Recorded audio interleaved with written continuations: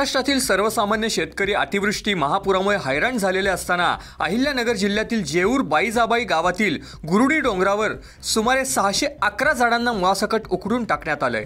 हे कुणाच्या सांगण्यावरून करण्यात आलेलं आहे हे नागरिकांना आतापर्यंत न उलगडणारं कोड आहे आणि फक्त ही झाडं उपटून टाकताना वन विभागाच्या डोंगरातील पाणी अडवा पाणी जिरवा या मोहिमेअंतर्गत केलेले चर सुद्धा फोडण्यात आलेले आहेत। त्यामुळे अतिवृष्टी आणि सोडलेले पाणी यामुळे शेतकऱ्यांना येण्या जाण्याचा रस्ता सुद्धा बंद झालाय।